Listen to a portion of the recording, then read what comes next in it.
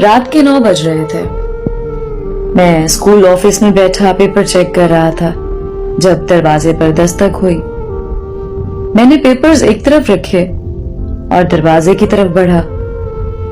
دروازہ کھولا تو سامنے ایک اجنبی تھا. بہترین لباس میں ملبوس درمیانی عمر کا وہ شخص کافی جاذب نظر تھا. مجھے دیکھتے ہی بولا, ذیشان حیدر صاحب. جی میں ہی ہوں, آپ؟ مجھے اس بات پر حیرت نہ تھی کہ وہ میرا نام جانتا تھا, کیونکہ اس چھوٹے سے قصبے میں اکثر لوگ اسکول کے تمام اساتذہ کو جانتے تھے. حیرت یہ تھی کہ اس وقت مجھ سے کیا کام پڑ گیا. سر آپ سے کچھ بات کرنی ہے. اس کا لہجہ انتہائی نرم اور شائستہ تھا. جی اندر تشریف لائیے. اندر پہنچ کر وہ میرے سامنے والی کرسی پر بیٹھ گیا. سر میری بیٹی کو ٹیوشن پڑھا دیں گے؟ اس نے فوراً مقصد کی بات کی. جی کس کلاس کے اور کون سے سبجیکٹس پڑھنے ہیں؟ میں نے پوچھا. سیکنڈ ایئر بایو اور کیمسٹری. ان دنوں ہاتھ کچھ تنگ تھا, اس لیے یہ موقع غنیمت جانا اور فوراً حامی بھر لی. تاہم میں اپنے اصولوں پر کچھ کمپرومائز نہیں کر سکتا تھا. جی ہاں بالکل پڑھا دوں گا, لیکن میری کچھ شرائط ہیں. جی بولیے کون سی شرائط؟ اس نے اسی شائستہ لہجے میں پوچھا. میں کسی خاص وقت کے لیے پابند نہیں ہوگا. پہلے 3 دن ڈیمو کے ہوں گے. اگر آپ کی بیٹی مطمئن ہو جاتی ہیں تو فیس کی بات بعد میں کریں گے. چلیں جیسے آپ کو مناسب لگے.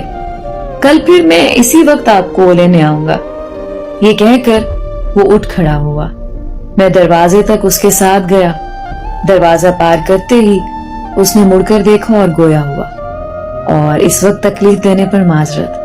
دراصل میں دن بھر اپنے کاروبار میں مصروف ہوتا ہوں, اس لیے آپ کو وقت بھی 9 بجے کے بعد کا دینا ہوگا. کوئی مسئلہ نہیں جناب. میں مسکرایا. دوسری رات اسی وقت پر وہ شخص پہنچا. اس کی قیمتی گاڑی مختلف گلیوں اور سڑکوں سے ہوتی ہوئی آبادی سے نسبتاً دور ایک شاندار بنگلے کے سامنے جا کھڑی ہوئی. وہ مجھے بیٹھک میں بٹھا کر خود اندر چلا گیا. بیٹھک میں انتہائی قیمتی فرنیچر, قالین اور ڈیکوریشن پیس رکھے تھے. تھوڑی دیر بعد وہ ہاتھ میں ایک ٹرے لیے اندر داخل ہوا جس میں مختلف لوازمات رکھے تھے. سر آپ یہ نوش فرمائیں, تب تک آئرہ آ جاتی ہے. یہ کہہ کر وہ واپس چلا گیا. 10-15 منٹ بعد وہ لڑکی اندر داخل ہوئی. السلام علیکم سر, اس نے سامنے والے صوفے پر بیٹھتے ہوئے کہا. جی وعلیکم السلام بیٹا, میں نے جواب دیا. کیسے ہیں آپ سر؟ میں بالکل ٹھیک, اور آپ؟ سرسری سے تعارف کے بعد میں نے اسے پڑھانا شروع کیا. وہ انتہائی ذہین معلوم ہوتی تھی. ہر بات کو فوراً سے پہلے پک کر رہی تھی. میں دل ہی دل میں خوش ہوا کہ سر زیادہ کھپانا نہیں پڑے گا. تقریباً آدھے گھنٹے بعد ہی دونوں مضامین کے سلیکٹیو ٹاپکس کر لیے. سر بس سلیکٹیو ٹاپکس ہی ہیں, میرے خیال میں زیادہ سے زیادہ 10 دن ہی لگیں گے. اس کی بات پر میں قدرے مایوس ہوا. میں تو سمجھا تھا کہ 5-6 ماہ کا ٹیوشن ہے. خیر جی بالکل, آپ کل تک جو ٹاپکس آج پڑھے وہ تیار کر لینا. ٹھیک ہے سر. دوسری رات اس نے وہ تمام ٹاپکس اچھی طرح تیار کیے ہوئے تھے. میں حیران تھا کہ اس قدر ذہین اسٹوڈنٹ کو ٹیوشن کی ضرورت کیسے پڑ گئی. اس رات پڑھ لینے کے بعد آئرہ نے جھجکتے ہوئے کہا, سر آپ سے ایک بات پوچھوں؟ ہاں جی بیٹا پوچھیں. آپ جنات پر یقین رکھتے ہیں؟ اس قسم کے سوالات عموماً میرے اسٹوڈنٹس مجھ سے کرتے رہتے تھے. میرا جواب ہمیشہ ایک ہی ہوتا, نہیں بیٹا مجھے یقین نہیں ہے, کیونکہ آج تک میں نے اپنی آنکھوں سے نہیں دیکھا. میرے جواب پر اس نے حیرت سے مجھے دیکھا. آپ کچھ زیادہ ہی سائنٹیفکلی سوچتے ہیں سر. بیٹا, سائنس پڑھتے اور پڑھاتے وقت جب تک آپ سائنٹیفکلی نہیں سوچیں گے تب تک ابہام کا شکار رہو گے, کانسیپٹس کلیئر نہیں کر پاؤ گے. میں نے نرمی سے جواب دیا. لیکن سر, دنیا میں ہزاروں پر اسرار واقعات رونما ہوتے ہیں, ان کے متعلق آپ کیا توجیہ پیش کریں گے؟ وہ واقعی بہت ذہین تھی. بعض اوقات آپ کا دماغ آپ کے ساتھ ایسی چالیں چلتا ہے کہ آپ کا خوف فزیکل روپ میں آپ کے سامنے آ جاتا ہے, حالانکہ اس کی کوئی حقیقت نہیں ہوتی. میرے جواب پر اس کے چہرے پر مایوسی اور ناگواری کا ملا جلا تاثر تھا. تیسری رات بھی پڑھنے کے بعد اس نے دوبارہ وہی بات کی. آپ کو جنات پر یقین ہونا چاہیے سر. میں نے حیرت سے اس کی طرف دیکھا. کیوں؟ کیونکہ لازمی نہیں کہ جو آپ کو نظر نہ آئے اس کا وجود ہی نہ ہو. اس کا لہجہ عجیب تھا, لیکن میرے خیال میں کسی چیز کو دیکھے بنا اس پر یقین کر لینا بے وقوفی ہے. تو آپ کے کہنے کا مطلب ہے کہ جو لوگ جنات پر یقین رکھتے ہیں وہ سب بے وقوف ہیں؟ اس کا چہرہ سرخ ہونے لگا. میں ایک لمحے کو حیران ہوا. شاید. میں نے دھیمے لہجے میں جواب دیا. I am sorry to say, آپ کی سوچ بہت ہی غلط ہے سر. اس کا لہجہ طنزیہ تھا. آج تک کسی بھی اسٹوڈنٹ نے مجھ سے اس طرح بات نہ کی تھی. تاہم میں نے برداشت کا دامن تھامے رکھا. تو بیٹا, آپ یہ کیوں چاہتی ہیں کہ میں جنات پر یقین کر لوں؟ آپ کے یقین کرنے یا نہ کرنے سے کیا ہوگا؟ کچھ بھی نہیں. جنات کا وجود ہے, یا جو ان پر یقین رکھتے ہیں, کسی کو کوئی فرق نہیں پڑنے والا.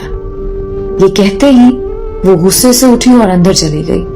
میں حیران پریشان اسے جاتا دیکھتا رہا. پھر آہستہ آہستہ اس کا لہجہ بدلنے لگا. وہ بضد تھی کہ میں جنات کے وجود پر یقین رکھوں, جبکہ میں ایسا نہیں کر سکتا تھا. آخری رات جب اس کے تمام ٹاپکس ختم ہو گئے تو وہ بولی, اگر کبھی جنات نظر آ گئے تب تو یقین کریں گے نا؟ بیٹا, جس چیز کا وجود ہی نہ ہو وہ نظر کیسے آئے گی؟ میں ہنسا. یہ کیا آپ نے چیز لگا رکھی ہے سر؟ جنات کوئی چیز نہیں, مخلوق ہیں آپ کی طرح. اس کی آنکھیں ایک دم سے سرخ ہونے لگی. مجھے ایک لمحے کو ایک عجیب سا خوف محسوس ہوا.